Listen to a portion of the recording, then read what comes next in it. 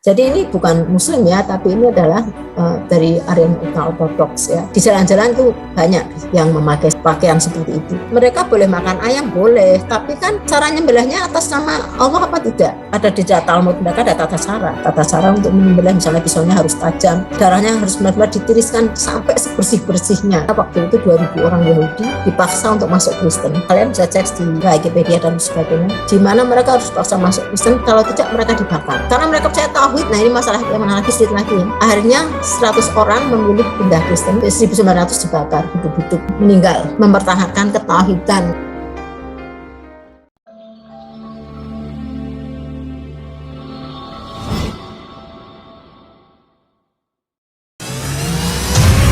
Lelang dakwah, lukisan Sweet Orange, karya Meru Sandia, pelukis Indonesia yang diundang langsung oleh Raja Salman, dilelang dengan harga terbaik, yang dananya 100% akan kami gunakan untuk pembangunan Masjid Terpadu Hagia Sophia, Kota Malang.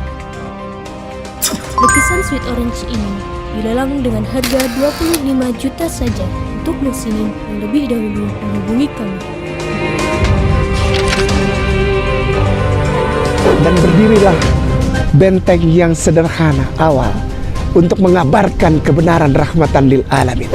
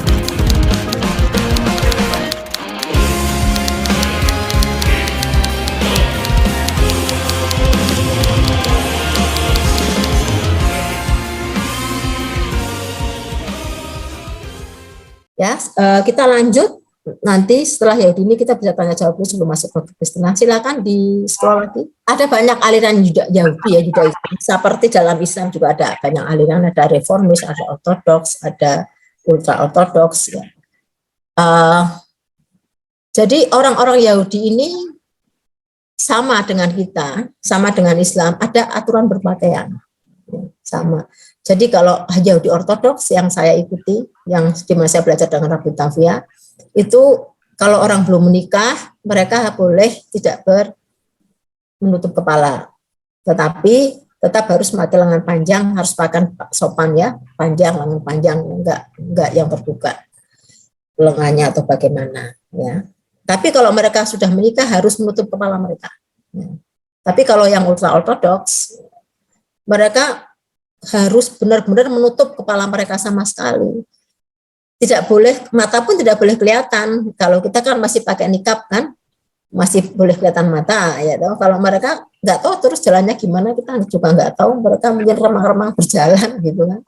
Tapi semua aliran ortodoks ya, 80% tuh pengatus Yahudi yang sangat taat, dan mereka akan seperti itu, wanitanya berpakaian seperti itu, laki-lakinya benar-benar mereka menjalankan semua perintah Torah yang menurut saya itu waduh berat menurut perintah saya kan, persepsi kita, karena kita sebetulnya Islam itu jauh lebih memudahkan kalau kita tahu Judaisme ya.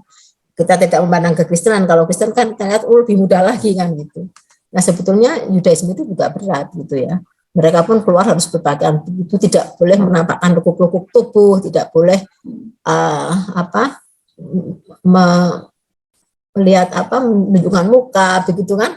Nah jadi ini bukan Muslim ya, tapi ini adalah dari aliran ultra ortodoks ya, orang-orang Yahudi yang mereka memang di jalan-jalan tuh banyak aliran seperti itu ya, yang memakai pakaian seperti itu.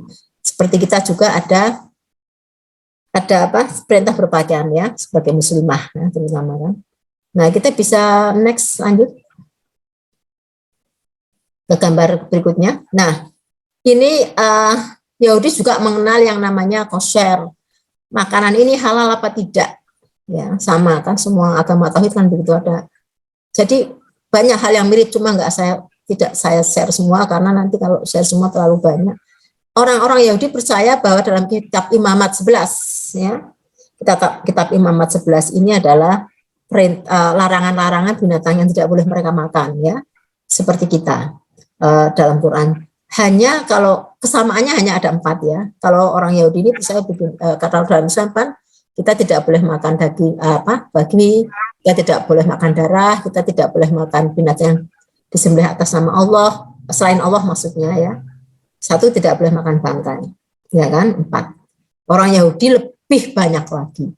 Jadi dalam kitab Imamat 11 misalnya orang Islam kan binatang laut kan semua halal ya, bangkainya pun halal. Orang Yahudi yang binatang laut yang boleh dimakan hanya ikan yang bersirip dan bersisik. Di luar itu tidak kosher, tidak halal. Ya, karena itu kalau saya dengan Rabbi Taufik dan teman-teman yang Judaisme, penganut Judaisme itu enggak mungkin mereka makan di restoran Indonesia, tidak akan mereka bisa makan. Ya, karena itu tidak kosher. Ya, jadi akan sulit sekali. Kecuali kalau saya mau ke sana ya saya bawa, kalau mau aman ya bawa buah-buahan aja gitu ya. Karena mereka yang gini, kalau kita ajak ke restoran, misalnya binatang laut aja, tapi kan binatang laut ini kan mereka hanya boleh ikan bersisik dan bersirip. Terus kalau cumi-cumi kan juga haram bagi mereka, tidak kosher ya. Cumi-cumi, udang dan sebagainya kan mereka nggak kosher. Nanti kalau mereka masaknya dicampur-campur gimana gitu kan? Itu kan sebenarnya tidak kosher. Ya, bagi pengaruh. Ya tentu Yahudi yang pious, kita bicara tentang orang-orang yang pious di sini. Yang pious itu maksudnya yang taat mengikuti ya, sama dengan Islam, yang taat mengikuti Islam. Ya kan, ada juga yang sekuler kan pasti ada ya. Semua umat itu ada sih. Jadi mereka itu benar-benar hati-hati. Jadi kalau makan di McDonald's, mereka boleh makan ayam boleh, tapi kan cara nyembelihnya atas nama Allah apa tidak? Ya, pertama, yang kedua itu mereka kalau ada di Talmud mereka ada tata cara untuk menyembelih, misalnya pisaunya harus tajam, darahnya harus benar-benar ditiriskan sampai sebersih-bersihnya kan. Nah, kalau nggak mengikuti mereka itu sudah tidak kosher gitu ya. Jadi mereka itu sangat sulit. Jadi kalau kita ke restoran misalnya dengan penganut Judaisme, ya kalau Rabi hanya bisa makan di susite. Susite ini masakan Jepang, tapi dia pasti akan beli hanya akan membeli salmon mentah. Salmon mentah ini kan tidak perlu digoreng dan sebagainya, cukup dipotong-potong ya, sama sayuran sudah. Yang lain kan karena nggak kosher ya. Nah, sementara jadi sangat umum kalau di luar negeri ya, di Amerika, di negara-negara yang banyak Yahudi akan tertulis kosher. Berarti orang Yahudi bisa masuk ke sana, bisa makan ya. Nah, jadi yang kosher itu sulit kalau orang-orang penganut Judaisme di sini. Mereka akan mendatangkan rabi dari Singapura tiap 3 bulan untuk menyembelih ayam dan sebagainya, binatang yang mereka bisa makan di luar itu mereka akan bisa makan itu karena nggak kosher. Sementara kita mungkin di negara Indonesia sendiri yang Islam kita tidak tahu ya apa itu jumlah atas nama Allah apa tidak, kita kan nggak ngerti ya, karena kita tidak tahu persis ya apa di balik itu yang menyembelih itu siapa kan. Tapi mudah-mudahan semua halal ya. Nah, misalnya sesuatu yang kosher begini, misalnya semut ini kan juga bagi mereka tidak kosher ya. Jadi kalau mereka masak sup misalnya ada semut jatuh di panci mereka, di sup ya harus dibuang. Karena itu tidak kosher, sudah ada binatang masuk. Kalau kita enggak, cuma dibuang semutnya kan. Nah, jadi mereka lebih strict sekali dalam hal makan, dalam hal puasa. Berat kalau saya mengatakan, waduh berat sekali ya jadi penganut Judaisme ya, saya mengikuti mereka seperti itu. Tapi mungkin bagi mereka ya tidak berat. Bagi mereka itu hal yang biasa gitu ya, bagi mereka karena mereka dari kecil melakukan itu gitu kok. Makan aja kok susah gitu kan. Saya pernah bawa roti merek terkenal, nggak ada yang menyentuh kan, kok nggak disentuh, ternyata itu nggak kosher bagi mereka. Kan nggak jelas rotinya ini siapa, kalau ada dagingnya itu disembelih atas nama Tuhan Allah apa bukan ya. Nah, kemudian seseorang bisa nggak menjadi Yudaisme? Jadi ada gini, kalau Yudaisme itu Yudaisme itu dilihat dari seorang Yahudi itu akan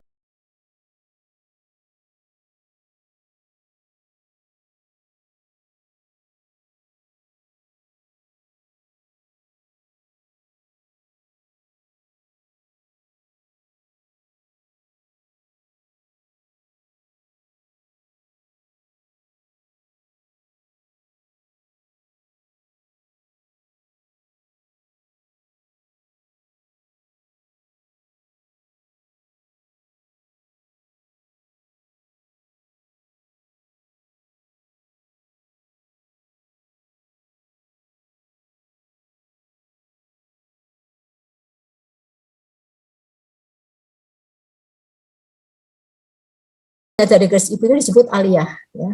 Aliyah namanya. Aliyah ini bisa convert 100% menjadi Yudaisme dengan jalankan Torah, tapi yang tidak ada garis Yahudi yang nggak bisa.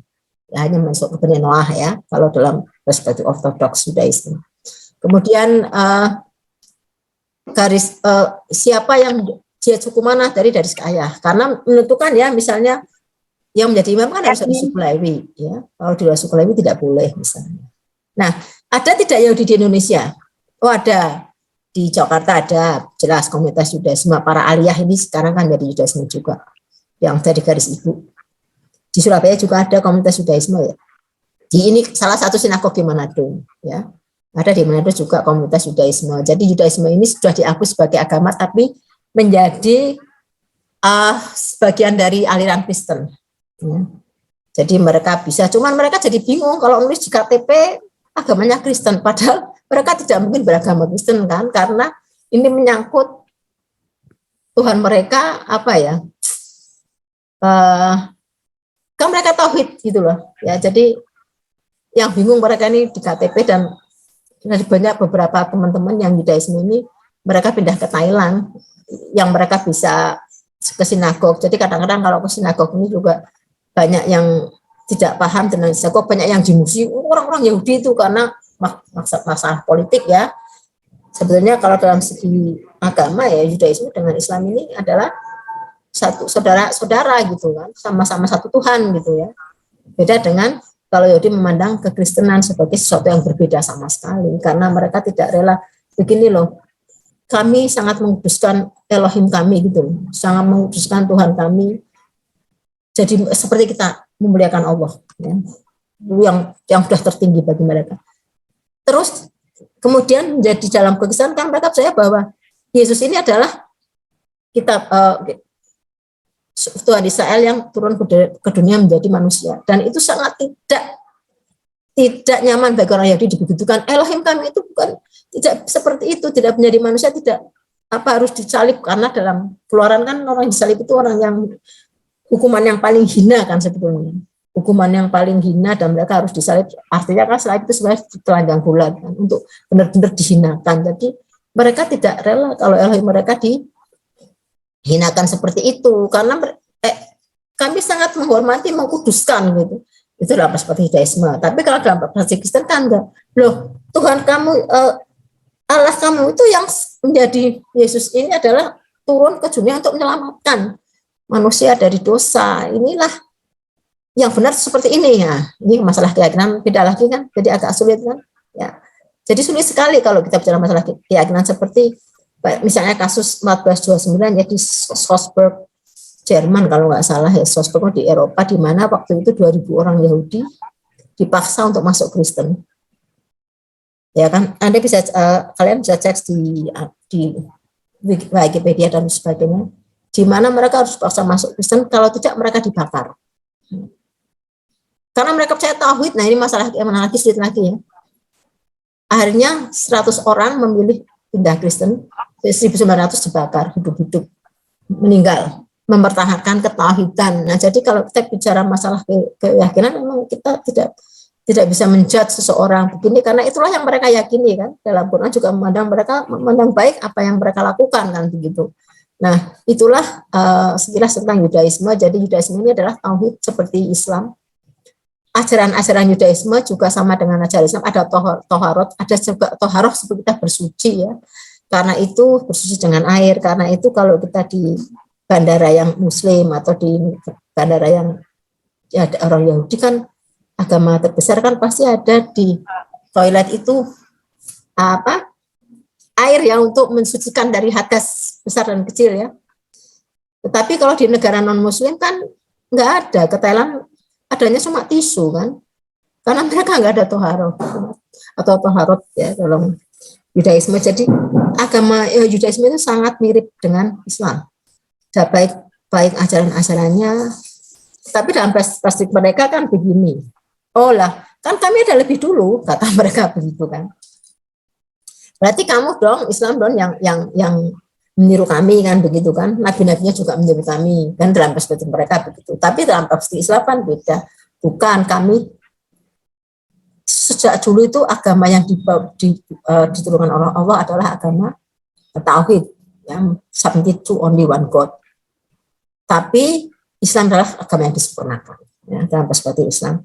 Karena itu kita tidak jadi banyak sekali kalau kita di channel apa di YouTube maupun di media sosial, misalnya kita mengatakan Yesus Islam Muslim, Nabi-Nabi Muslim, kapan Islam ada? Kan mereka begitu kan. Sulit sekali kamu memahami bahwa Islam kapan ada kok Yesus Muslim, Islam aja ada setelah tahun 680 kan gitu. Setelah Rasulullah ada kan Islam baru ada. Kalau saya mengatakan kepada Rabi tidak sulit. Rabi tanya, etika Muslim itu apa? Saya bilang submitted to only one God. Artinya seseorang yang berserah hanya pada satu Tuhan yang tauhid. Dia akan menjawab gini, so I am Muslim. Jadi so I am Muslim. Oh jadi saya ini seorang Muslim. Kalau begitu, jadi Muslim itu seperti itu maksudnya kan. Cuma syariatnya kan berbeda-beda yang dibawa oleh Nabi dari zaman ke zaman ya. Dan hanya Quran yang membawa kitab penutup ya. Setelah itu kan banyak nabi-nabi yang mengaku nabi-nabi, tapi kan tidak ada yang bisa menunjukkan bahwa pengikutnya seperti Rasulullah ya. Qurannya juga dipakai oleh miliaran, kan tidak ada ya bukti bahwa memang itu salah satu bukti bahwa Rasulullah itu memang nabi terakhir ya. Nah ini masih ada slide, saya kira sudah cukup ya untuk Yudaisme. Silakan, jadi supaya sebelum saya lanjut ke Kekristenan, ajaran dan pokoknya dari mana, karena berakar dari ajaran Nabi Ibrahim, terus Islam bagaimana.